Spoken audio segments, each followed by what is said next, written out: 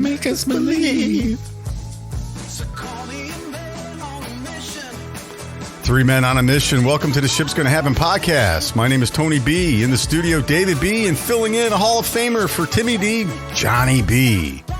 Our news and views are purely news-driven and do not express the views of any transportation provider or any business entity that uses any transportation provider. It's just three guys with 70 years of experience discussing transportainment news. That's right, it's transportainment news and topics that affect the industry that brings the products straight to our docks or doors. We do it for the transportainment side of things. That's right, transportainment. You can catch us on our home base, shipsgonnahappen.com, Twitter, Rumble, Facebook, iTunes, and SoundCloud.com. Today's topics: interview with Bill Pemberton, I'll get that right, who is a diesel mechanic. Catching up, we'll also catch up with Hall of Famer John Brockett, and there's there is some industry breaking news about drivers that we'll get to. David B., good morning. Good morning, producer Tony. Hope you're doing well. It's a beautiful morning and nice, crisp winter morning. Today in the house, we've got our very first Hall of Famer, Mr. John Brockett. It's good to have him. Today's show brought to you by The Great Divide, 743 East New York Street, downtown Indianapolis. Good place to go. I remember about 8-ish or so years ago, John Brockett and I walking in there for the very first time, sitting at the middle of the bar, and it's been one of my go-to places ever since. The Great Divide, 743 East New York Street, downtown Indianapolis. John Brockett, Big Lefty, how in the hell are you? Johnny, good morning. Welcome to the show, our very first Hall of Famer ever. John Brockett. How's family? How's everything? Family's good. Everything's good. Been doing a little traveling. Good to be back. I'll be traveling out again here pretty soon. But, I'm almost looking at you guys to tell me what's been going on lately in the transportation industry. But, hey, maybe I can give it another insight from the consumer side of things. There we go. Yeah. It looks like you got a haircut since the last time I saw you. Yeah, just barely. Yeah, not a whole lot, but it looks like you might have got a little bit of a haircut. How are the boys? Everybody's doing well? Everybody's well. Everybody's great. You're not a grandpa yet? Not yet. Okay. Yep, not yet. Okay. But we'll cross that bridge when we come to it. You're not pushing for it yet. Not pushing for it. Yes, sir. Yeah, awesome. not yet. Awesome. So good to see you. Glad to have you back. Thanks. Today's guest is Bill Pemberton. Bill's a diesel mechanic in the industry. Good morning, Bill. How are you today, sir? Good morning. I'm doing very, very good today. Good. Will you tell us a little bit about yourself? Tell us where you're from and how you got into being a diesel mechanic. Well, I knew when I got out of high school that I was going to have some kind of career and some kind of training. And the mechanics part of it just came natural and easy to me.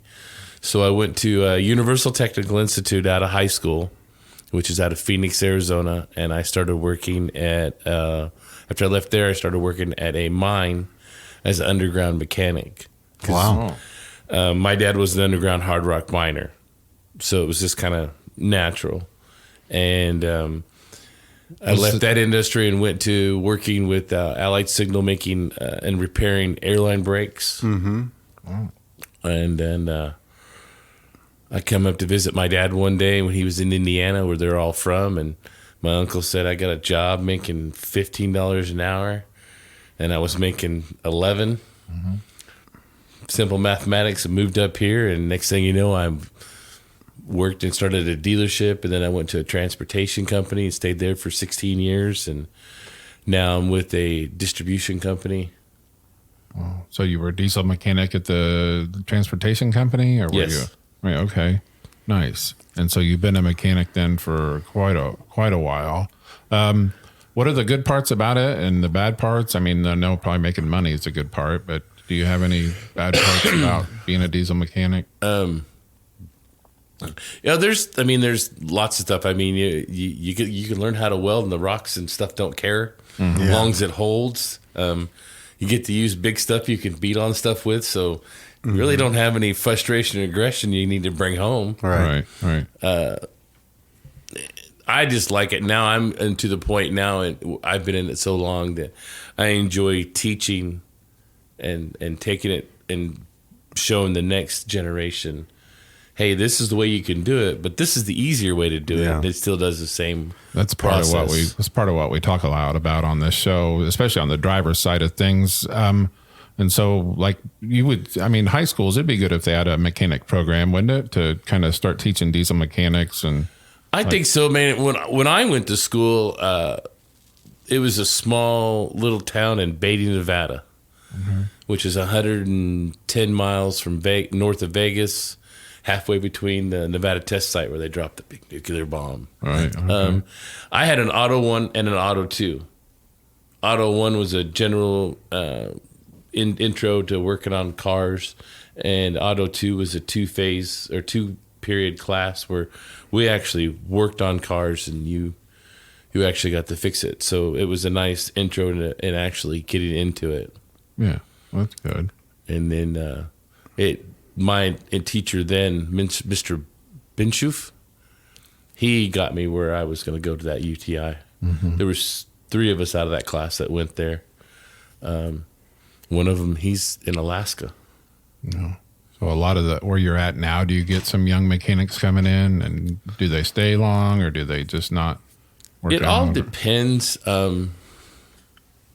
We've got a new guy that I'm working with now that he's been in it for a while, and he's been to school, but he's learning more and more, and trying to advance him along where eventually he doesn't have to, hey, what's going on with this and what do I need to do? He just clicks and he just looks at it and goes, yep, I know what that is. Okay. So you got a little kind of a protege or whatever with you or whatever. A little bit. So I'm going to change the subject just a little bit, and I hate to do it this early in the show. Growing up where you grew up in Nevada, I'm a huge night sky guy. How awesome was that night sky where you were growing up? It was just, out west, it was pretty amazing. The climate is so nice. I can tell you, if you ever go out there, Bryson Zion Canyon is way more interesting than the Grand Canyon ever was. And I traveled a lot. My dad made 365 jobs in 1 year. He'd walk and look at the hole going into the mine and go, nope, this isn't going to work for me. And he would leave. But Bryson Zion Canyon in Utah, we went there every week to go, because we lived in a town there temporarily, and we'd have to go there to go to the main city to get food and groceries and stuff, and it was breathtaking every single time we went through it. I bet it was. Did you check out the night sky often, or did you even night sky? Yeah, the night sky, because you gotta, there's gotta, how the sky looked at night. Well, all the time. Because there's definitely probably not a lot of ground clutter to mess up the night sky. You probably had a really good look at the night sky. Where I grew up was like almost Death Valley, so if you can just go off a range of hills, and it was just all flat land and desert. I mean, it was pretty amazing out there. I bet it was. Awesome. I do miss it, but when you get married and have a kid, you're not going to be moving out there anytime soon. Right. You still have family out there? No, my mom, my dad has passed away, but Sorry to my hear mom, that. thank you. He was a rough guy, but he had a good heart. What did he do for a living? He was a hard rock miner. Okay. In Nevada. In Nevada, the drainage ditch I shouldn't say ditch, drainage hole at Hoover Dam. There's one of them on the Arizona side that he actually helped build. Morton salt mines where the government has their oil reserves. He's drilled some holes in there in Louisiana. The northern states, not so much, but I've got to see the country. Yeah. My wife just gets tired of me because she'll go, have you been there and watched something on the TV? Yeah, I've been there. Where's your favorite place that you've been? Nevada will always be home because that's where I did most of my growing up. But I did like Utah a lot. Utah has a lot. Pretty state. Pretty. Yeah. Montana was nice. Texas, the thing I liked about Texas is no matter where you were, you was an hour drive from a different climate because there's woods, swamp, desert. That's where John's from originally. Yeah. Everything's there in that state. You got it right. They have everything. Or you're from California originally, but I also lived in Texas. Right. So I was gonna say on the diesel mechanic side, I think a lot of people don't realize, and it actually surprised me when I found out how many miles are on a diesel engine before they retire that thing. Can you talk a little bit about that? The reason being is there's lower revolutions. Your car, I mean, the cars will have higher revolutions.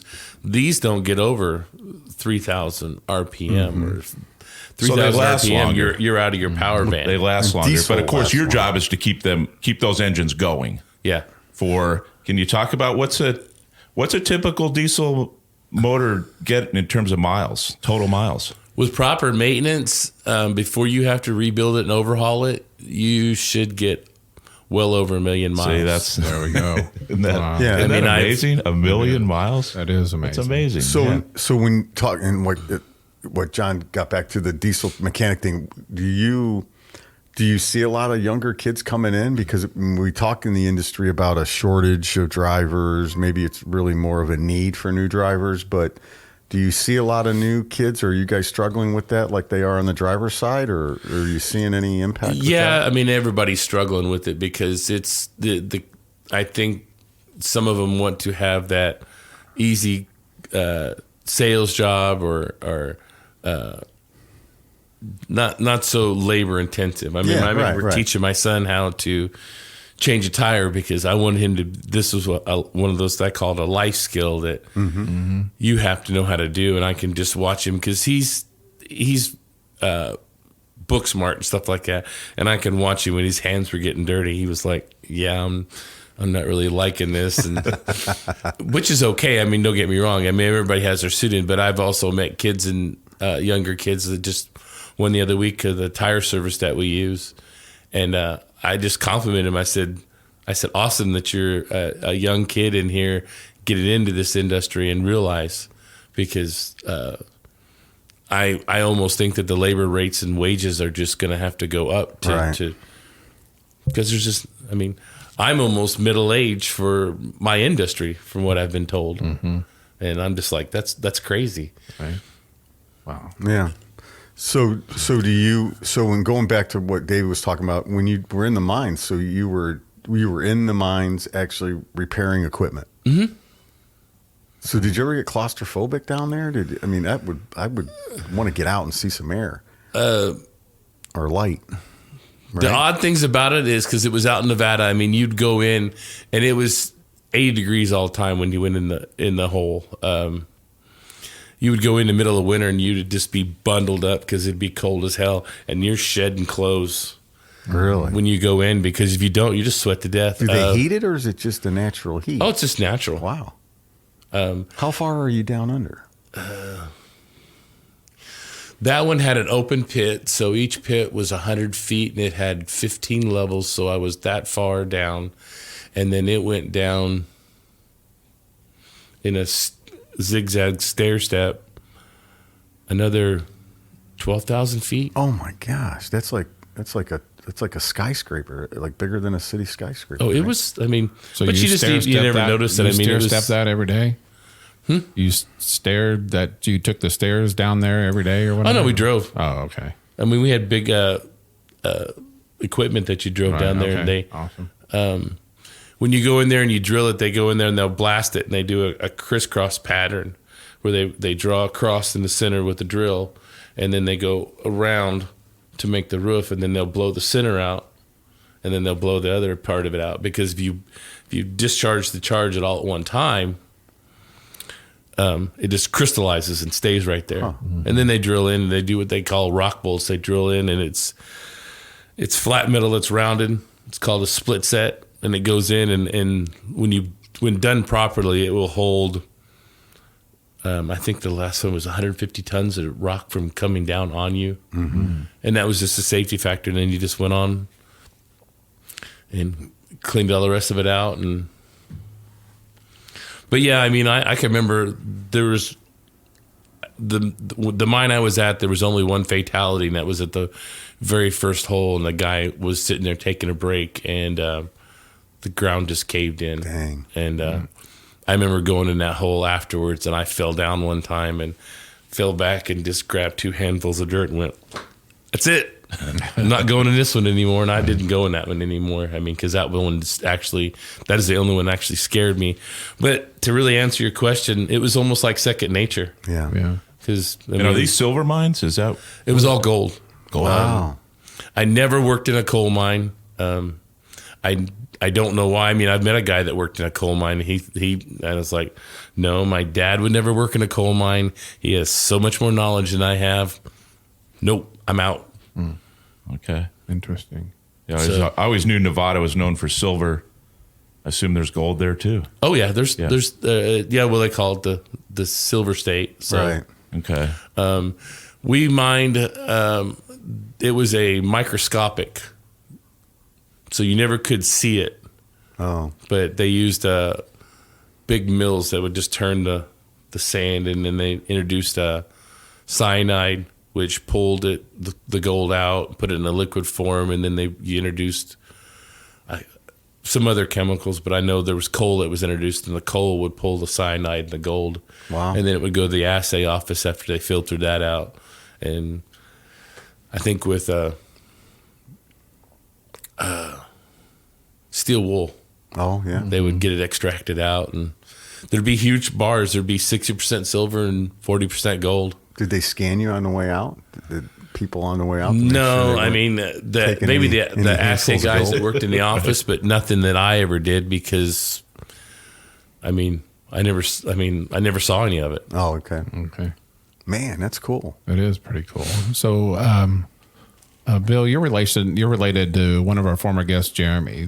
Tell He's us my about brother-in-law. He's your brother-in-law. Okay. Brother-in-law. Awesome. He was a good interview. Great. So good Yes, interview. You're listening to the Ship's Gonna Happen podcast show. We have Bill on with us, who's a diesel mechanic. So yeah, he's. I actually tried to go where he's going, but I didn't. Nothing. Over the road, you mean? No, not to work as a mechanic where he Oh, was I see, at, I and see. I guess there was no interest, but that's all right. It's okay. You like where you're at, don't you? Oh yes, I probably won't leave. You get free beer, I hear. Yes. Yeah, okay. We need to have Bill on more often. We need to do a live remote. We've from only the been Monarch. interviewing him for like 10 or 15 minutes now. Live We already and need to have him discount back. beer. Yeah. So Wow. one other question real quick for me is I had set this up thinking about it when we knew you were coming on. So you're a diesel mechanic. There's this heavy need for that. When these trucks break, do you have to ever go out to where the truck is, or do you guys have a remote unit that does that? Or are you a part of that, or how does that work? Well, since our delivery area is so wide, we do have a phone service that we send out, and then it's can you send me Kenworth Assist? Yeah. Okay. Yeah. They call them if they're because we're all the way down in Clarksville and Evansville and stuff like that, and all the way north, all the way up to like Valparaiso and all that stuff like You can't that. handle it all out of house. You have to have No, help because of your area. The trailers that we try to, because not a lot of people know about lift gates, Yeah. and they're really simple, but I fixed some of them talking to the guy on the phone. Yeah, that's the problem. Send me a Bypass that, picture. everything works. No, sometimes I don't even need a picture. I fixed the one the lift gate wouldn't work, and I asked the guy, I said, "You got a test light?" And he said, "Yep." And I said, "Okay." And I can hear he had a power probe, and I have one too, so I know the different tones to the ground and to the power. And he's sitting there and he's touching, and I said, "There's your problem." Okay. And I said, "The fuse is blown." And I said, "Take the fuse out," because it was just a 2-bolt fuse. And I said, "Connect the 2 cables together." Well, what am I going to connect them with? And I said, "Oh, I don't know. The bolts that you." Sometimes I have a lack of a filter when you ask me a All of us do, question. yeah. I just I don't know. Maybe the bolts that you just took the fuse out with. Oh, that's a good idea. I went down on one that the boss finally had to send me because it was in the middle of the night, and when the lift gate is down, you have to get it up, or you can't drag that thing from Franklin, Indiana, all the way back up to here. You'll destroy the ground or something. So he sent me down there, and they'd thrown everything at the thing, put new batteries in it, check this and check that. And I went out there for like 5 seconds and clicked the switch, looked at it, and went back to the truck, grabbed a bolt or wrench and a ratchet, took the fuse out, joined the fuse together. Everything started working. Drove back, and I remember calling the boss, and I said, "Hey, you want me to get you a drink while you're out here?" Like Rowdy, because they had Rowdies there. And he's like, "Are you already done?" And I said, "Yeah." He said, what was it? And I said, a fuse. And he said, oh my God.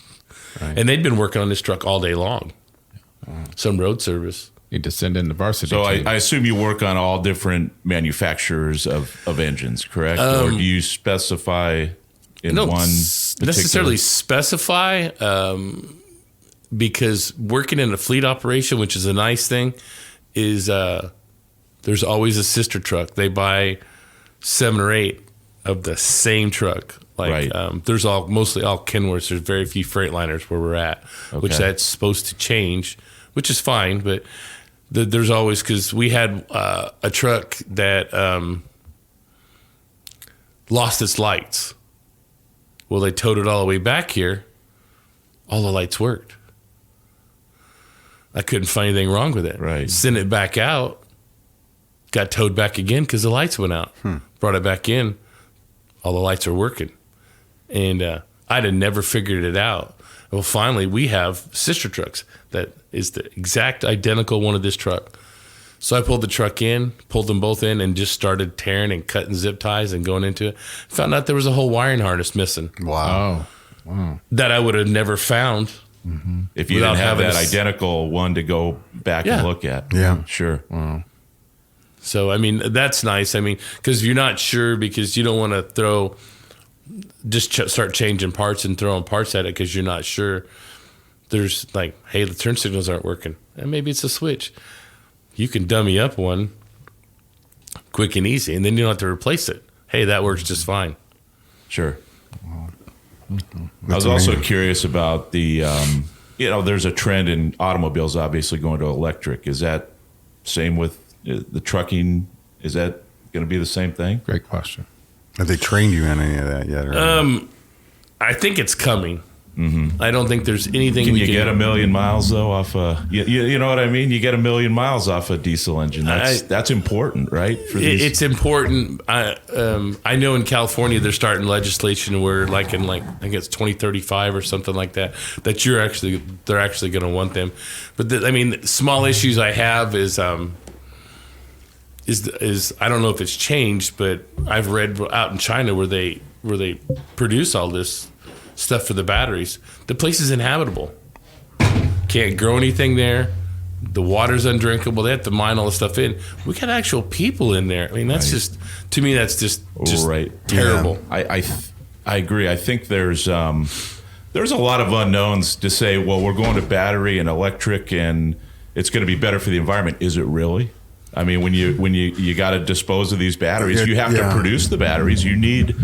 Is it really? I don't know, and I don't want to get into a whole. No, because you're right. Because there's a whole thing about it. There's more waste and dangerous chemicals being done to produce these vehicles, right? Sure. Than there is just to run them on what we're currently doing. I mean, you got now. I've read an article where they're just now starting to figure out how to recycle all these wind turbine blades. The carbon for the maintenance and stuff, if they're almost the life of that, they'll never get over the carbon footprint that they made to build this thing. Right. And I'm all for this technology because it's going to come. I remember when I was in high school, the cell phone I had, practically had to have a backpack, and it barely you could put all kinds of stuff in your pocket. Phone, I think we used to call them. What the automobile was built in the early 1918 or 1900s. Look where we're at now. I mean, we wasn't even going 15 miles an hour there, and now we're here breaking 300-400 miles an hour. I mean, it's just, but it's going to come. The things I have problems with, I think the hybrid cars like the Prius, that's a very fuel economic, self-sufficient car because the engine will run to charge the batteries. So it's all self-sufficient. I mean, and I think the carbon footprint on that one is less than a Tesla because he's plugging it in to his house, and where do we all get electricity? Indianapolis Power and Light, which is a coal burning furnace. Sure. Right. So you're you're more trading coal. One for the other. Yeah. Exactly. And I read another report from an MIT guy that said if we all lived in this little little area right here, and we all had those battery powered cars, that we would overload the grid because the wiring just can't take it. Wow. So it's coming, but how close is it coming? You never know, but it's there. But I think the one report, did you guys read a report where it's like $22,000 to replace the batteries in a Tesla? No. Yeah, well, I think that's going to, somebody's going to be like, wait a second here, the car's worth $25,000. Yeah. Am I going to put another $21,000 in it? And who knows? To mention that there's a funny video I saw on YouTube where a guy had a Tesla and he saw the charge it was going to be to replace his battery, and it was a lot more than what you said, a little bit more, and he actually blew the car up. And he goes, I'm going back to gas, and then he bought a BMW. Yeah, It's like, man. And I read that the Musk, who started the company, realizes that they need to be able to produce batteries at a lower cost in order to make this really substantiate itself. Correct. So it's a problem. We'll see. Well, it's a good question, though.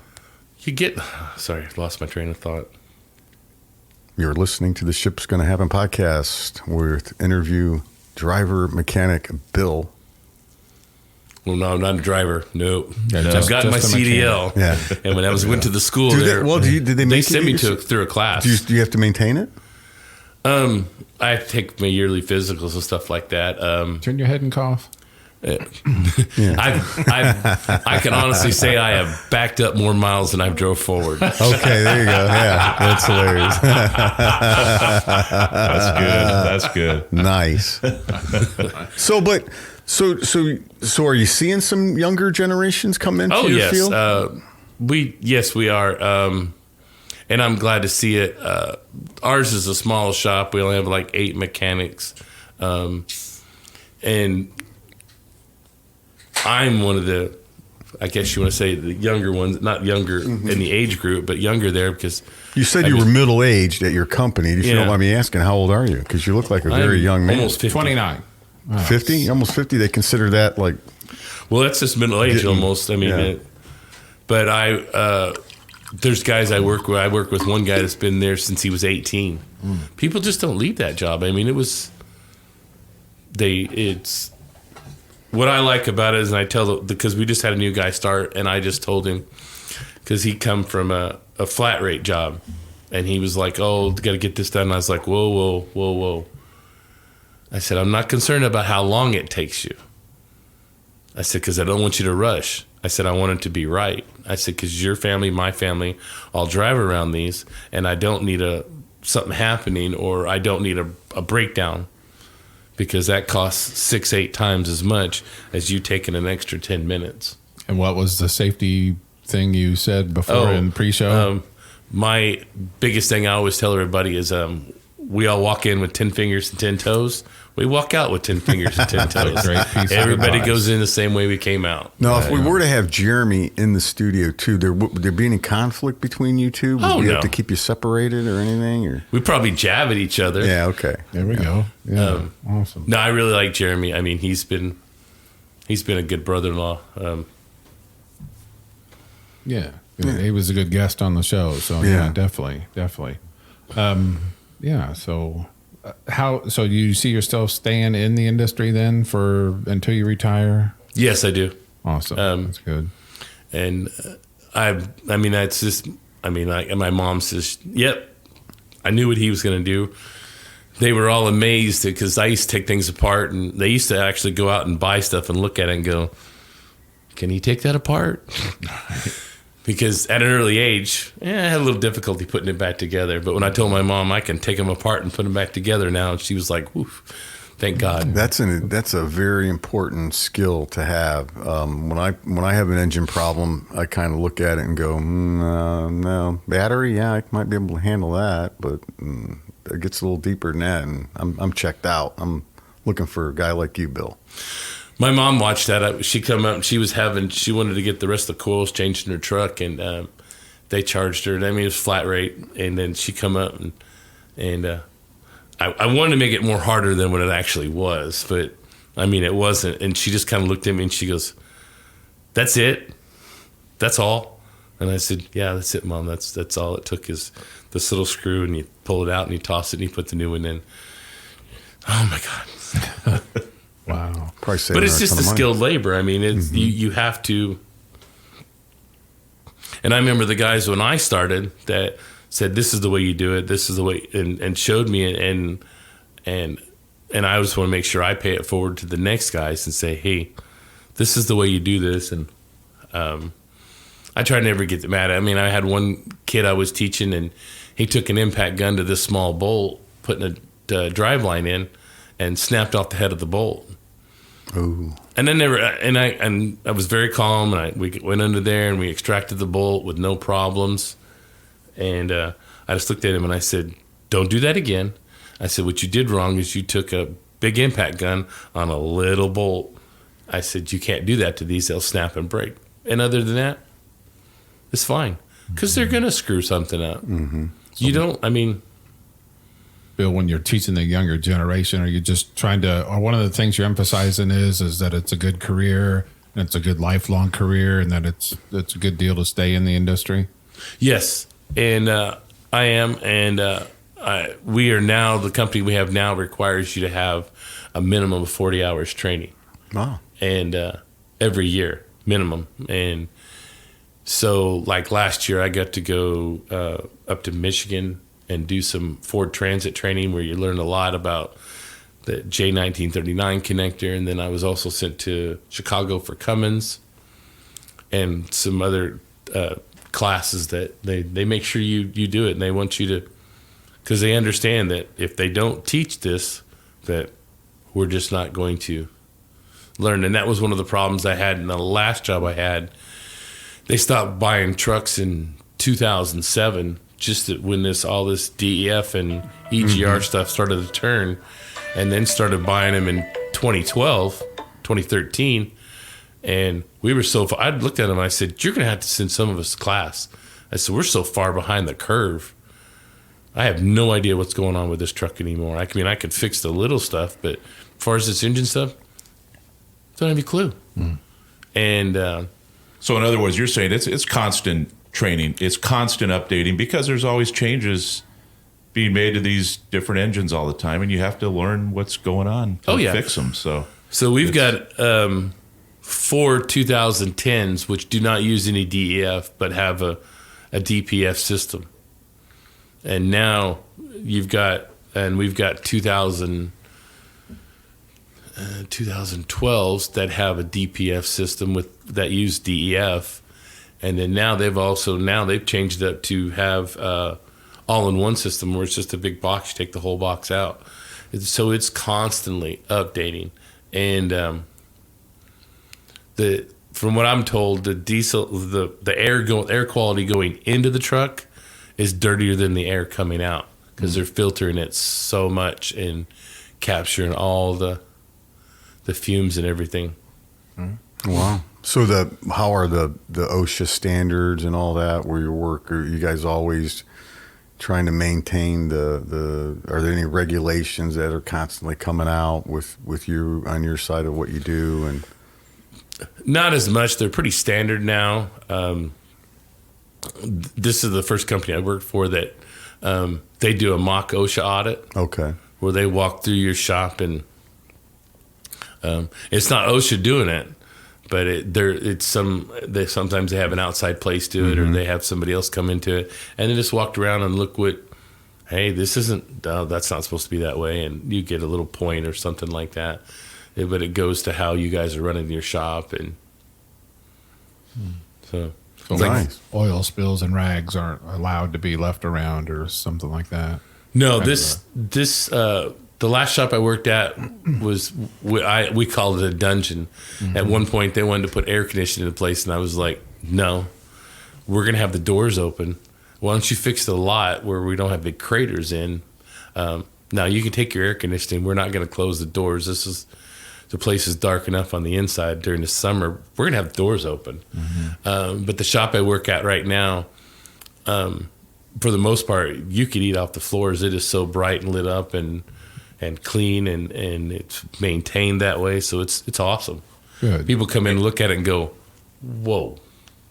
Well, Right. and in your previous life of going down in a mine, you get to work on level, dry ground, right? So that's nicer too, right? Yeah, the Amargosa River was one of the rivers. It's an underground river, and somehow this mine had to have been right in the heart. I remember watching guys load rounds and chest high water diving down, and Wow. and that's with the pump running, pumping out 2 pumps running, pumping out 50 gallons a minute at a minimum, Was that in Nevada? pumping it out, and Where is that? Was that in Nevada? uh-huh. Yeah. Wow. Man. Anything to get at that gold, right? Yeah, I mean, and Gotta it was get that it was gold. profitable. They Obviously. Got to get it. Yeah. I remember only one time that they had visible gold, and they had security teams all the way around it. And I Yeah. was like, Where's Okay. the gold? Wow. Right. Because I can remember going to the petrified forest. Stupid side story. And Wood.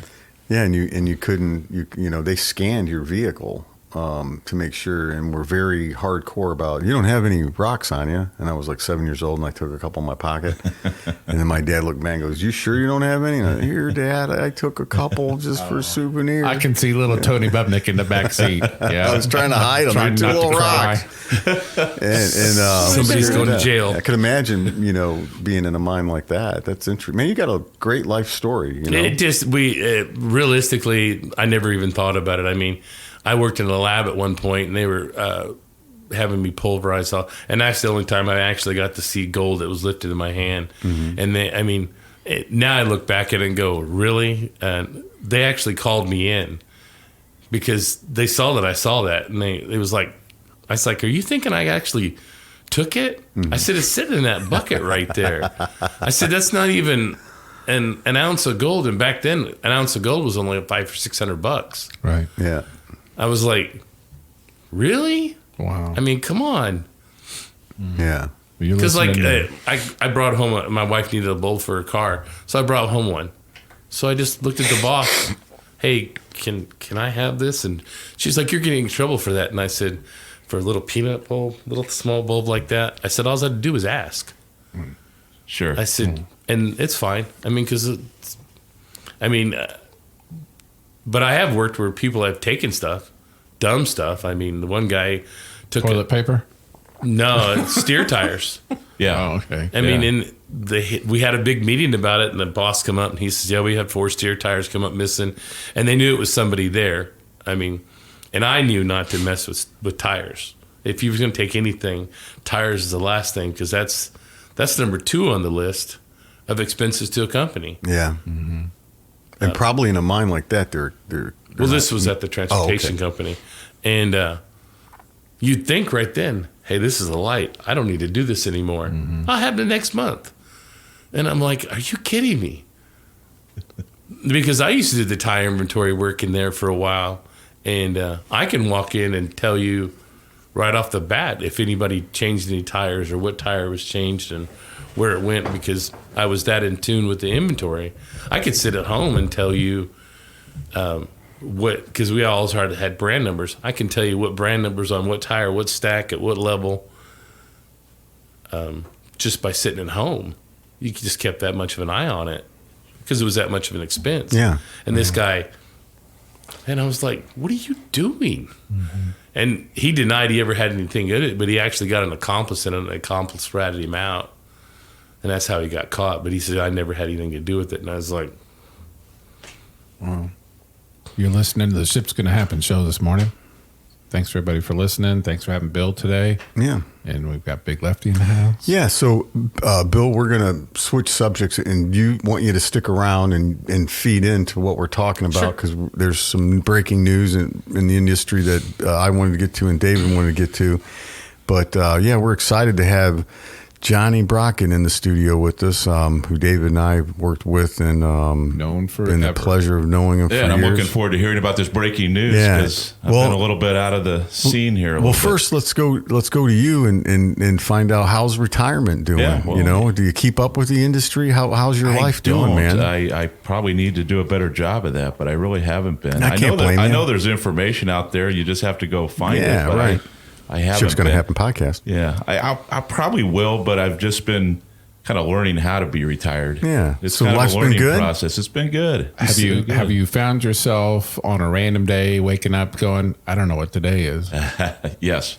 Really? Yes. Yes. Really? That's a good Yes. feeling. No, I didn't back in the summer because I always had You had golf I had going something on. going on Yeah. every day, and I had to keep track of my days. And then in the wintertime, I don't have to do that as much. Are you So, able to see the kids more now? Yeah. Just got back from seeing my son in Florida, and we'll be going to Texas here soon to see my Your other mom's son. still in Texas, My mom's right? still in Texas, so yeah, we'll be seeing them more. And And then the wife's retired, right? the wife's retired. Wow, so, man, that's yeah. good stuff. So, Neighborhood's good. neighborhood's good. It's still, we bought in a new neighborhood, and they're still building some more houses in there. So I'll be happy when that's done. But all in all, we're doing real well. You look good. Yeah, thanks. Yeah. He does look Retirement. good. My wife's Yeah. always told me you're not going to retire. Yeah. Yeah. I'm going to work you till you die. Yeah. Man, it's awesome, though, John. Yeah. Thanks for coming in today. Yeah, sure. Hall of Famer John Brockett. Very first Yeah, Hall of inductee. First inductee. Yeah, do you want to get into topic right Not here? mine. You. All right, You- we'll get you into go first. We'll get into this.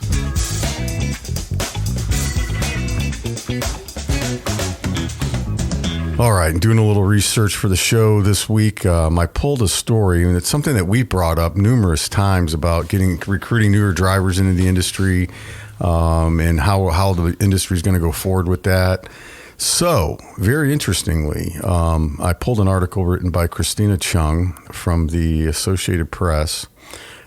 People now as young as 18 will soon be able to drive commercial trucks carrying tons of cargo across the state lines under federal apprenticeship pilot program that is intended to train thousands of new drivers. So, at the age of 18, they will be able to do interstate as well, but there's some stipulations with that as far as they've got to have 400 hours of probationary period before they're going to let them go out interstate. So a lot of that will be intrastate.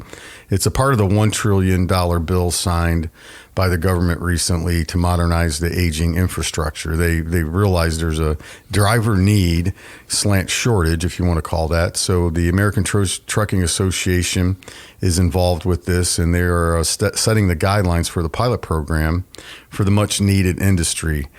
We do have a declining driver workforce, and it's been a perennial issue in our industry, and that is to start very soon. So, Bill, you being in the heat of the thick of the storm with transportation, as far as the equipment, and obviously earlier you said you're seeing some younger people. What do you think about that? I'm kind of mixed apart. I mean, I know it's going to be something to try to get the younger generation into it, but I worry about inexperience. I mean, how long has the kid had a regular driver's license? Has he been through a driving school? But I honestly think, and the first thing I did before my wife got married and my son is I had the opportunity to take both of them in a tractor and drive with them. And I think that is something that should happen in these driving schools. So these kids and younger people and everybody get a realization of what this guy actually sees in his truck when he's driving. Yeah. Because you're jumping in front of this guy and he doesn't have that kind of stopping power. I mean, there's a longer delay with air brakes, and he's supposed to be a professional, so he's supposed to handle all that stuff. That's a good point, because it's not in the article, but when you go to the site, which is Federal Register Government documents on how this program is going to work, federalregister.gov, you can go there and see. But they exactly what you're hitting on there, the concerns, which is paramount. There are a lot of restrictions for them to meet. It looks like, with the clean driving record, the whole 9 yards, and There's a lot of requirements for them to meet. So. Absolutely. And they've got to be a passenger for a certain amount of time before they can even drive in the state. So the 400-hour training. So it looks like they're just not going to throw them in. But I have the same concern. I mean, it would be Man, my son's 18. He's a pretty good driver, but I mean, throw someone in a semi like that. I mean, I've driven one. My dad has one at his business, but that's just in the yard, It's a big difference. I just look at it and go, yeah. Because you talked about the gear shifting and all that. I mean, there's techniques to that, right? Well, now they're all almost automatic. And I'm one of the last ones that they trained the place that I'm at that was trained on a manual. And you had to do all the downshifting and upshifting. When I first started at this, I was like, oh my God, this is so overwhelming. But I mean, I had very good trainers that broke it down to the simplest form. And now these guys are having to parallel park on the left side and the right side of the tractor. Wow. I had to do it on one side, and I was like, glad I got it now, because I mean, back when like my Jeremy took it, you had to do that serpentine and back alley dock, and I was really worried about that. And but you can parallel park one and not pull it right straight up and back it right in. I mean, and they break it down. This is where you want to be at this point. This is where you want to be at this point. This is where you want to be at that point. Mm-hmm. So, and you're only allowed, I think, what was it, 15 feet on either total extra room to get this thing in this little box that's 2 feet wider, maybe 3 feet wider than your trailer and tractor. And you can't go over, because you go over, you hit something. Yeah. What do you think about it, David? I got to wonder. I mean, I think it's a good program. The younger you can get them in there, and I mean, the more training they get, though, it's all about the training. Yeah. But what percentage of the youth, what percentage of an 18-year-old? Because one of the things, in my opinion, that they would have to learn was you got to put this away. You got to put your cell phone away. You can't be on there texting and driving and all that stuff. Safety has to be the number one concern. I just wonder what kind of, because how many 18-year-olds are going to get interested. Well, that's a good. I hope there are some. Well, you're right, because that generation lives on the phone more than our generation does, right? Yeah. So they're more accustomed to having it in their hands. And it's a good point. I mean, you wonder if it cuts off in the truck, or what are they going to do? I didn't see anything in there in regard into that, but yeah, that's a great question, because. What state was this, Tony, that was doing this, or was this a federal? This is a federal one rolling out to all the states, including Hawaii and Alaska. But Hawaii obviously doesn't have any bordering states, so it would be all intra there. But New Mexico was the one that we originally discovered early on that was doing the whole, because, we're all roughly the same age. When I was young, you had to go to, which I did, you had to take auto mechanics or shop class. I took them both. Yeah. And then home economics was one that. I took home economics, and now I can. My wife looks at me when I've got something. I just sit there and I sew it up, and she just kind of looks at me, and I just like. And I took it too. It taught you a lot, right? They taught you conversational information, stuff that doesn't matter. Yeah. But we could sit here and have a conversation about it.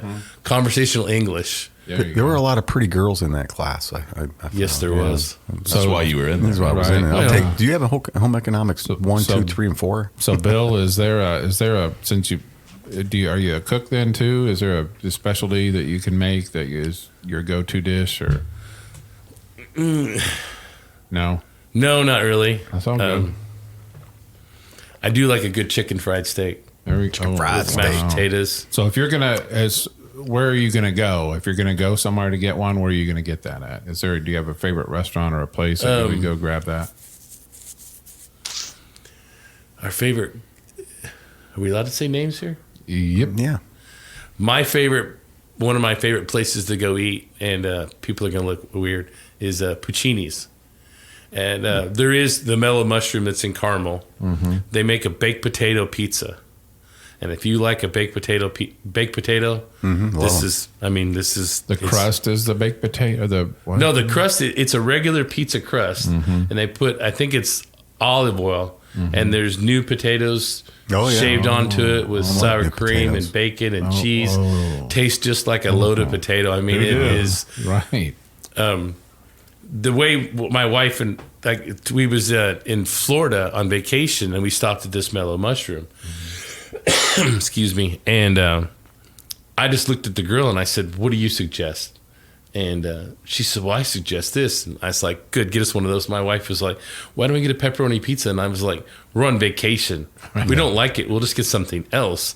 I said, "But let's get out of the thing. Best thing in the world. That's the only thing we order now." Okay. Wow. I mean, my wife, when she goes out to get pizza, or she'll go when she gets pizza from there, that's it. Wow. That sounds John, good. you?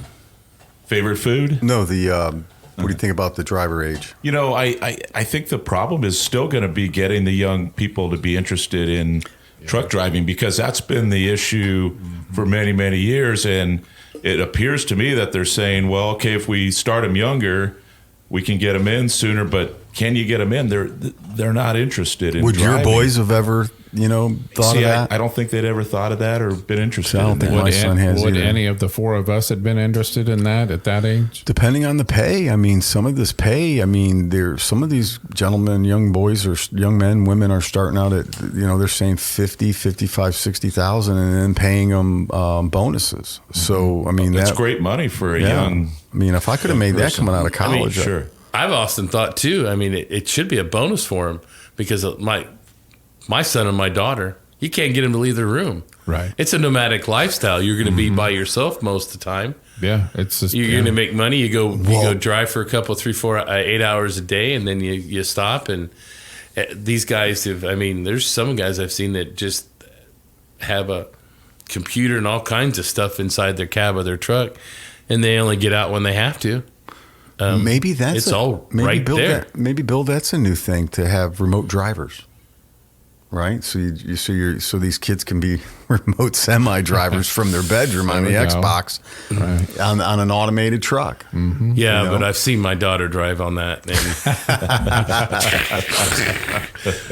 And I think the autonomous stuff, it's coming with the technology as far as almost it's has to. advancing. I'm not really, I could say, a big fan of having it in large metro areas. Mm-hmm. Maybe a little small town setting or something like that. Still have somebody behind the wheel. But again, you got to get it to where that person's not on their phone. Yep. Well, you wonder how one's going to back into your dock, right? Right. How's it going to do that? Yeah. It's going to be impossible. So you see a lot of them doing line haul portions of it. Amazon's doing it from California to Arizona right now. Every day there's a autonomous, I think it's 2 of them that go out every day. But there's a guy driving behind them that if there's a breakdown, or he tries to control them. Yeah. Well, what was I saying? You're listening to The Ship's Going to Happen. So I also think that there's out of Denver, going back to Amazon, out of Denver to Littleton, Colorado. I know that's not very far, but they do autonomous They do too? move every day. Is that might be a But newer there's one. somebody in the cab. with Yeah. it the whole time. So But Which you get- defeats the purpose, you think, of what Those trucks now that you set up and got the backup camera, you just push the button. Oh, really? And the pickup truck will parallel park it. So You it's talk- there. Yeah. Now they got Bendix systems where it tells you that. My wife's new 2020 Honda CRV has that, and my wife loves it because I'll ride the white line or I'll ride over here, Right. and that thing will start shaking the Yeah. steering wheel, and she's like, she doesn't like what you're doing, right. Dang. but. And then you like- say most women don't. So But the cell phone thing. Where we're at, it's not as strict as it used to be, but we have cameras all in ours, and it has helped accidents. But now they get it to where that camera, if you reach up and you take a drink of water, you have a chip or something like that, kicks that camera off. Are they allowed to eat chips or anything like Oh, that? that's fine. Okay. They just don't want you on the phone. As far as I know, they're allowed to. But if they see a cell phone in your hand, you're gonna get. That used to be you got a day off, then you got 3 days off, and then you're gone. Wow. that should be right in it, right there. Yeah. That ought to be warning enough. Not to do it. And they used to have a big TV showed drive cam accidents, and there was one guy, he was downtown, and you could see him and his head is down there like we're punching keys on the phone, and he's getting ready to make a left-hand turn into traffic. Makes a left-hand turn and smokes this Dodge Grand Caravan, or just smokes it. Wow. Well, Crazy. And he said, the guy, that was the one I was training. The guy looked at me and says, that guy was fired before he even got to the hospital for his urinalysis. oh yeah. Interesting. But Again, you're listening to the Ship's Gonna Happen show on this beautiful morning. Tony, what else do you got? You got That was it. or- Just to wrap that up, it looks like the we're moving in that direction, right? So there's going to be, and what Bill was asking about the timing of this. There's a 120 hour, how they'll get their 400 hours. There's a 120 hour probationary period, right? So that's on duty passenger. Well, 120 hours total. 80 hours as a passenger. The rest driving with someone professional, then a 280-hour probationary period. That's all going to add, and there's more hours in here that add up to the total of 400. And they believe that this will help them retain drivers and get a younger generation involved in driving. So, yeah, to wrap a lot it of up. companies are already doing that anyway. Like the one I work for, when you go through the school, right after you get out of the school, you're driving, but there's a trainer sitting there with you, and he's just sitting there, and he's watching what you're doing and helping you navigate. And they're going back and forth to the brewery and back. Yeah. And then eventually you're going to get set in your own truck, and but you guys are still driving to there and back at the same time. And it covers, because at that point, sometimes you're going to have a breakdown or something. It tells you what it shows, and he could show you what you're supposed to do and here and there. Yeah. And then eventually you're out on your own. So, I mean, I think a lot of companies are already doing that, and they're making this where, oh, yeah, you have to do this. Yeah, we already are. Right. Right. Because their investment is in you and that piece of equipment. Right. I mean, you're the most important part of it. But you still have that $60,000, $80,000 piece of equipment right there that, they kind of want to keep a hold of that too. That's expensive stuff, man. Are you ready for number 2, David B? I am. Let's get into David B with number 2, trucking news.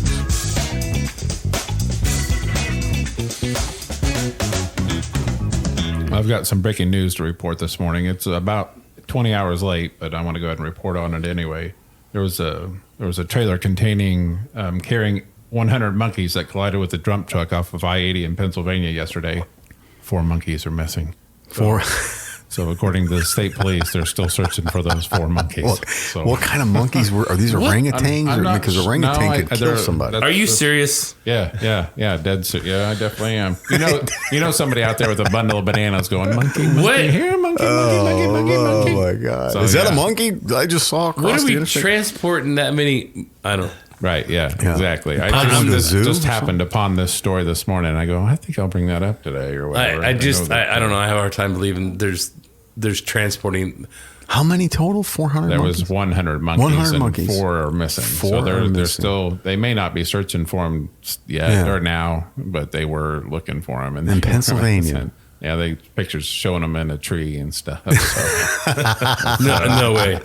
Monkeys in a tree. Who knew? Well, it What might is be a little transport- cold for a monkey, right? Who? Might be a little cold. Right. That's 100. That I mean, it has to go from a zoo to a zoo because that's. Yeah. I mean, Right. Yeah, you would think so, but Man. yeah, right off of I-80 at 3:30 yesterday afternoon, the monkey truck collided with a dump truck, and there are 4 monkeys missing. Did it say if these were like medical study monkeys or anything like that? or- No, I was just captivated by the headline. Yeah. And really just read like the first paragraph, and that's about it. That's So, hilarious, geez. man. I don't. Could be. Hopefully, they don't have COVID. Yeah. It says officials are warning for the public to keep their distance and to call 911 if you see a monkey. So, yeah. Oh my God, that's always weird stuff happening. And in you that have to area. tell people like that because you didn't tell somebody that. Right. Someone go up and try to feed it by hand, try to make a pet out of it. Oh, yeah. Yeah. And next thing you know, the monkey Maul. grabs a stick and beats the They are- shit up. Oh, yeah. They are a strong animal, man. Monkey's like, I'm going to beat your ass. Yeah, man. John, you ever run into a loose monkey on the highway? That's one thing I've never run into. Believe it or not. I mean, I've seen the YouTube commercials for the trunk monkey. Yeah.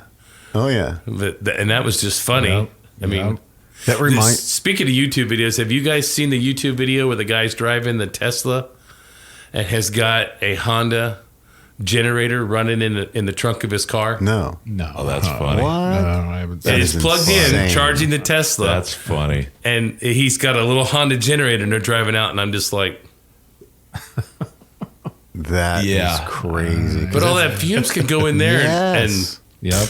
Yeah. and He probably passed out. but he's out. He's running. They died. actually stopped him. They opened up the hood, and the Tesla's plugged. It's plugged into the Tesla, Oh, and my. they've got a little Honda generator. And I'm like, yeah, you're no longer electric power. No. Yeah. But the thing with the electrical vehicles you get is it still takes grease, which is all petroleum based. So you're not going to get away from the oil industry, Right. And they're so much heavier that they eat the crap out of tires. Yeah. Right. So another petroleum Rubber, industry. yeah. So you're putting tires on, I think, twice as much Right. Yeah. because of the weight of the car.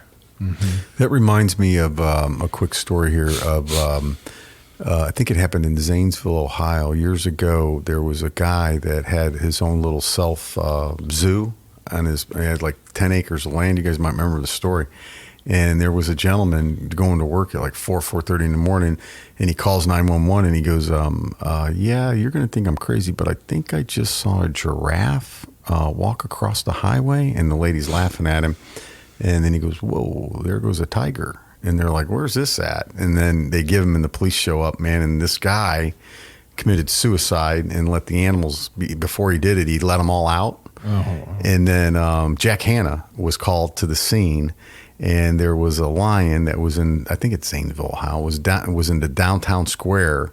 And literally Jack Hanna screaming, you got to put it down. You got to put it down. Because they had shot it with like 4 or 5 tranquilizers, and this thing was not going down. Yeah. And then Jack Hanna got all this flack from the anti-animal people about shooting, asking them to shoot the animal. But that is like, that area always has weird stuff going on. Man, I couldn't imagine, wild monkeys on the street, right? I mean, they're going to look for heat. They're going to look for some heat. Right. So that's interesting. Go out to the garage and get in your car and think it's a nice little Sunday morning. You're going to go out to church with the family. And Right. There's a monkey flinging poo at you. On the top of your hood. I mean, I guess God. that's a story you can tell the next Christmas party or something that everybody's going to be, whoa. Yeah, Man. definitely.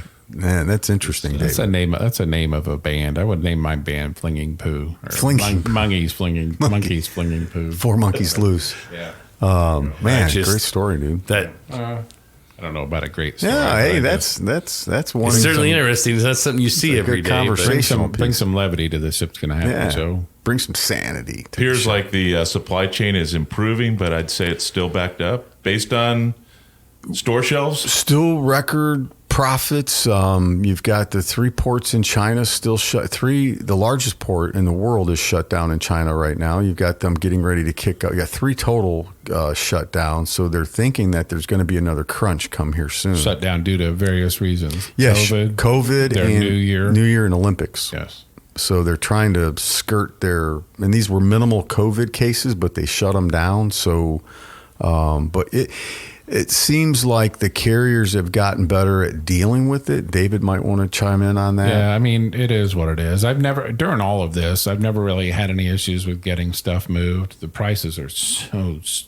Yeah. Like still. everything else, right? Right, Going yeah. up. Yeah. Yeah. But ridiculously, but they've not come back down at all. So, but They're expecting the industry to balance out in the late second quarter, third quarter. But if this crunch hits again, it may not. And so you still have carriers doing good with profit margins. And like David said, rates are going up, things like that. The ports seem to be less, it seems like we're using more ports in America now than we were before, because 30% of America's products comes in off the California, Long Beach, LA ports. So you've seen a lot of, I've had some customers using Savannah port to bring in, and they're going into New York. Florida is opening more ports in Florida, Jacksonville, and I think they're trying to get a port in Miami operational. That was part of Governor DeSantis' plan to alleviate the congestion. So I think we're getting smarter with it, but I think there's still an issue there. Yeah, and it probably costs more to use those different ports It because you have does. to move Go the move product longer, further. yeah. But still, you got to get it. So, You got to get it. Yeah. We got the Panama Canal. You don't have to go all the way down there and back. Yeah. Even that's backed up, right? That is. And It probably is. I mean, I don't know what the lead time trying to get through that is. But New York City just tore down the statue of the man that invented the Panama Canal, Teddy Roosevelt. But anyway, they tore down his statue and they think he's a racist. I don't know. It's unbelievable. It's like one of the most successful laugh presidents in about history. that, Right. And something I always said was kind of ironic and funny is they're pulling down. And granted, they all had their flaws. Don't Sure. get me wrong. I know they had their flaws. But as great men, they knew they didn't know it all. And conventional, I mean, that's just what that happened at that point in time. Was it bad? Yeah, it probably was. Yeah. But You got to see the more of this. I think you got to see more of the benefit and the strength in the people than you can find their weaknesses, right? Because when you talk about Teddy Roosevelt, I mean, Panama Canal, the National Forest Service, the 40-hour work week, right? I mean, he brought all that to the forefront. First president to push for workers' compensation for worker incidents and accidents. And one thing I learned that I didn't know when I was reading about it, he got rid of the misbranding and advertisement back then that people were doing, like, this will make you feel 1,000% better, right? He was the one who said, you can't say that. Drink bat urine. It'll cure all your ails. It's like Nathan Bedford Forrest, who started the Klan, which was an awful, terrible thing. Horrible, yeah. You go down 65 down south through Tennessee, right off the side of the street's a big, huge statue. Of him? Yeah. Oh, yeah, that should be blown up. But, I mean, that's sitting there. But I'm going to tear down the George Washington thing. Yeah, I know. I know. Yeah. And there's even accounts where George Washington was like, he didn't think that slavery stuff was right. I mean, he couldn't get people to agree with him, Yeah, I mean.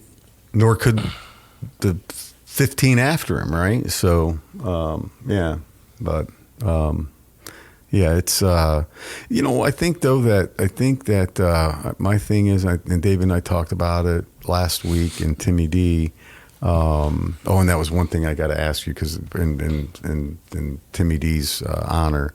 But it looks like we were 10 foot underwater and maybe now we're now we can almost get to the top. It's like 4 foot under now, maybe, right? So, right. But the question I would ask you that for Timmy D was here, I know he'd asked this. How important is it for these drivers to do their pre-trip? I think it's real important that we have a pre-trip thing where we work with the drivers, and I specifically tell them, I know that you're not going to crawl underneath this truck. I know that. I am just asking for a basic pre-trip because this is going to keep you from having any kind of problems.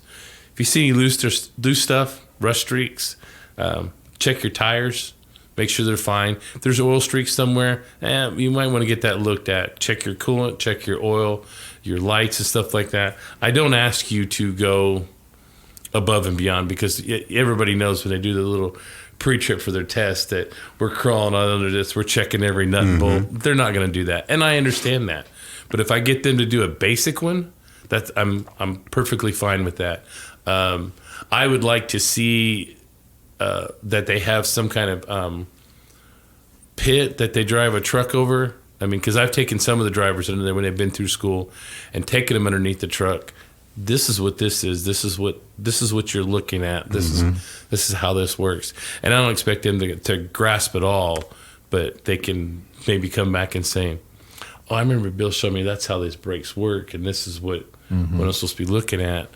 Because we've pulled in trucks that had wheel seals leaking, and it's just all over the tire. And that'd be a pre-trip type thing. Something you'd notice on a pre-trip. That is the pre-trip thing that you will notice. Lug nuts with the streaks on them. Yep. What does that mean? Notice that. What does that mean if you see that? That lug nut is loose. Okay. And it's causing, that's a rust streak or a streak. So there's some kind of vibration that lug nut is loose. And Rusty stuff, shiny stuff, and oil is the 3 biggest things that you can look for. What about post trip? Do you require that? Were you? It's required everywhere. Okay. And it's a good idea to do that because that'll just save your morning for most parts. So you ran over a tire because we've pulled in trucks that had no write-ups in the system that anything was wrong. We pulled them in for PM, and there's a tire that's flat on the rim. Wow. That's going to hamper your morning. Yeah. Because you're trying to get out by 5 o'clock, and you go out to the truck and you walk around it. Oh, I got a flat tire there. You just left it maybe 6 or 7 then. Dang. So that is just going to screw your day Morning up. killer, yeah. So we have probably over 150 drivers, and I kid with my wife, but it's not a joke. I have guys I know their name and their faces. I said I know their faces, and some have been there 5 years, 10 years. I don't have a clue who they are. It's just because a matter of they've never showed me a problem with their vehicle or and it's good stuff. Interesting. All right. David, random thoughts. David, hit us with it, David. Random All right, thoughts. so random. I got one so far this morning. So pet peeves. Everybody's got one. Bill, do you got a big pet peeve? What's the one pet peeve that's kind of like? Oh my goodness, I can't think of one right now. We want us to move on, or yes, we'll come back around. We'll go with John Brockett. Johnny Brockett, you pet got peeve. a pet peeve? I hate drivers that come right up on your ass all the time. Like riding that's a good, ride my ass. That is good one. That's a big pet peeve. Oh, that's I hate that. Yeah. I always judge that by there's certain type of drivers. Tailgating. There's drivers that just come right and they come right up on you to come right up on you, and they stay on you. Yes, and they stay right up on you. That's a pet peeve. In certain cities, it's worse too, right? Correct. That is correct. That's a good one. Yeah. I hate that. God, Tony B, you got a pet peeve? Yeah, Anything? lights left on the house when they're not being used. Oh, Yeah, that's always been a pet peeve of mine. So are you like, when that happens, do you loudly say, no, I'll get the light? Hey, are you using that light? Yeah. Oh, I'll get it. Don't worry about it. How many people are in this room? Yeah, there's zero. Right. Hey, why's the light on? You know, you're gone for today. Lights on. Yeah, you What's want to up? pay the utility bill? I don't think you do. Well, I assume you've got one since you brought it up. Yeah, I do, but let's let Bill. Let's see. I think Bill's still thinking, but I would say I've got more than one. Cell phone usage would be my big thing. Is when you see them People driving where they don't yeah. stay in the Cell phone. lane, and you're sitting there at the light, and you're like, okay, do this green. And how long? Because sometimes I'm not on my phone and I'm looking, and sometimes I've looked away and watched, because I had one today. The guy just barely turned the sign, and you can see him like that. And I was like looking at him going, dude, you just barely turned the sign. Yeah. I'm not going to hammer the throttle and get out of here. Right. Yeah. But I try and give somebody the benefit of the doubt. Just, you got to wait just a little bit, then maybe you honk the horn. Yeah. Because I just don't want to be that person. But when they're swerving in the road, it's just... Or how about this? Hey, Bill, how are you doing? Oh yeah, we all know that person, Yeah. don't we, Big Lefty? Hey, Yeah, what's that? yeah. They're What's not that, paying Bill? attention to what you're saying because they're on their phone. Yeah, I'm Yes. sorry, Bill. Can We you know say that that again? We know that And I've guy. been guilty. I've been guilty of doing that. We know So, that guy. and I had to start. No, put Yeah. Well, on sales calls, That I don't take them. I don't take it in. So I ran it'd into the person that we know that Yeah, does yeah, that really yeah, bad. yeah. I ran into his ex-wife this past summer. She did the same goddamn So thing. that's where I'm you like, learned. are you fucking kidding Whoa, me? really? Are you flipping kidding Wow, me? you'd have thought, Yeah. if he does it all the time. Yep, it must be a family thing. Yeah. Well, it's a family thing. So mine, I have one. Left-handers are one. No, I'm just messing with you. I hate left-handers. So my mom calls them the unique people of the world. there Right. we We say Well, we're, hey, what did Timmy D say? His I say we're in tied our his right hand- mind. His dad used to tie his hand behind his back. Timmy D's a left-hander. So, Yeah. People that, this is probably one of my bigger ones, people that park at the store clearly in the fire lane. Oh, that bugs the shit out of me. Where it says Yeah. no parking, Yeah. big yellow, Yeah. everything, Right. no parking or whatever. People that park in the fire lane at stores, it annoys the shit out of me. When I was younger, I would say stuff. I'm older now. I don't give two rats ass, but I would, God, I'm like, that clearly says no parking. That's What are you doing parking there? at that point is when I look at the wife and go, This is why I want to be a police officer. Yeah, there you go. Right. Exactly. There you go. Exactly. Because I would just sit there and just start hammering these. I'll be at court. Don't you worry. I like Big Lefty's the best. I think that his Right, that is the noise Yeah. that shit out of me. I can't. Well, it stand creates it. accidents. It creates multiple car accidents. Yep. And then you drive it where I grew up in the city of Chicago, man. We called it nut to butt, 70, 80 mile an hour in rush hour traffic. And one person hits their brakes and it's a 50 car pile up, you know? So. Exactly. I visited. My mom was living in New Jersey during the World Trade Center, and actually, her boyfriend worked in the financial World Trade Center. He was financial department. He just wasn't there that day, which was right across the street. Wow. So I got to go up there that Christmas, and he took me up in New York, and I went down to Ground Zero, and it's a sight and it's a smell you'll never ever forget. Mm-hmm. But listening and watching him drive in New York City traffic scared the piss out of me. Oh, I bet. And there wasn't a bumper there that didn't have 30 self-tapping screws holding the bumper up, and I'm just like, Yeah.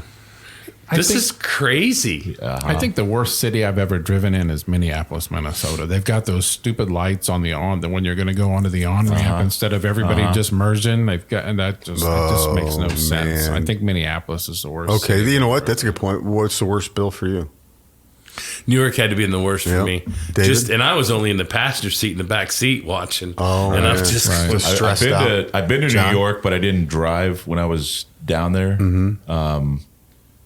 So I can't say that. But at Houston, Texas, Oh, wow. Really? probably one of the worst. I would have never thought of that.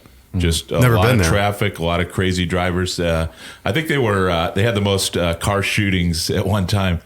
Car shooting at other cars. Right. I think they Is that led legal there? I think they led the nation. Is it in that- legal? in Houston? Right. I'd say L.A., man. You ever drive in L.A.? I have. That's- I have. Oh, my God. Yeah, you got shit merging from the left over top of you. And Yeah, you're usually just crawling along though. It's Yeah, always like 5 it's mile an hour always on I-5. man. bumper to bumper. Nope. Right.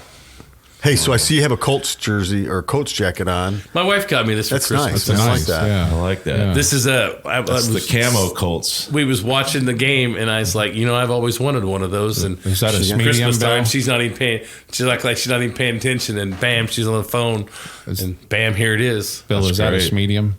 The size, is it a medium? It's just medium. it's just extra large. It's an extra large, yeah. Well, thanks for telling us that because we got an extra large shirt for you because Yes, you're going to be in the because- Ship's Hall of Fame. Yes. Welcome to the Hall of Fame, Bill. Whoa, Bill Bill. Pendleton. It's a lot of fun. Welcome to the Ship's Gonna Happen Hall of Yeah. Fame. I was kind of hoping you were going to bring up the Colts because it's. Well, I was going I to was kick trying it. to forget about it. I was going to kick it to you and ask you for the playoffs this week, right? So you got any predictions? You got here real quick. You got the Bengals at Tennessee. What are you thinking, I John? like all the home teams.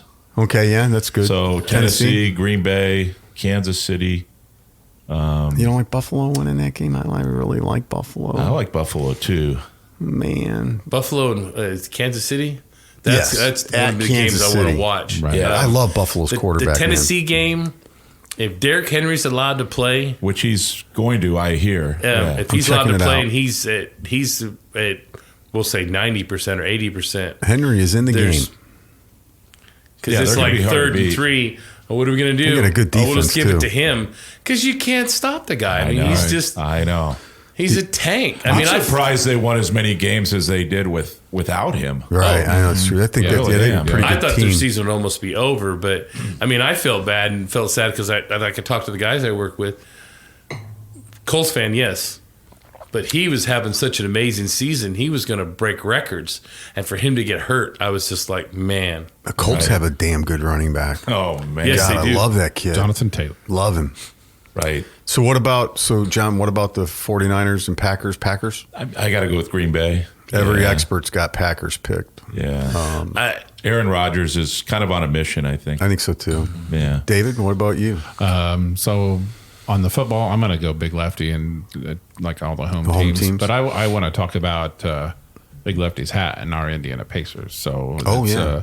kind of like the way they've been playing with these guys. All 5 starters being out. The no-name guys. They can sit. The no-name guys I call them. I thought Bataze all year should be given a shot. And he's just now finally getting a shot. Yeah. Well, it is. Duarte. So they beat the Lakers and the Warriors, right? Yeah, Pacers are back-to-back LeBron on the and the road. Lakers. I mean, they beat them. Yeah. Pacers are 17-29. And they've got Phoenix tonight. The Nets are 29-16. Wow. I've never watched basketball that much. I don't either anymore. Yeah. So it looks like what? The Nets and the Suns and Warriors are the best teams right now in basketball. Would that be right? Probably about right. Close, yeah. The Bulls are having a good Chicago's year. pretty good. The Heat having a good year. Bucks having a good year. Cleveland having a good year. 76ers. Wow. But not the Pacers. Just the level of talent they got with all these players. It's just a little bit. Oh, Yeah. I think that's why you see a lot of parity in the NBA, because it is such a little bit. Anybody can beat anybody. It looks seems, like it. on a given night. There's a few bad teams, but most of the teams are pretty equal. Right. Yeah. Well, it surprises me that. Quarter of an inch to the left or a quarter of an inch to the right, and you're having a bad game. It's the difference, yeah. Thanks for listening to the Ship's Gonna Happen show. We talk logistics, sports, and whatever else we got thinking about or whatever. So, Bill, I got one more question for you, Bill, before we hit the road. Sure. Will you come back? Sure. All right. Well, we should have him and Jeremy in. Yeah, at the that same would be time. awesome. Thanks for being a guest today. Yeah. It was a lot of thank you, fun. I Bill. was nervous at first. Yeah, it's just 4 guys talking. So, Yeah, it's just. Starting just talking, and then you just get into it. Next thing you know, Yeah. hey, whoa. yeah. That's awesome. Well, you're listening to Ship's Going to Happen. Everybody have a good weekend and drive safe out there, all you drivers. And if you are in a car driving near drivers, give them the respect they need and deserve to get the products. Don't ride their ass. Yeah, don't ride. As Johnny B would say, don't tailgate them. Give them some space and respect. So thank you all.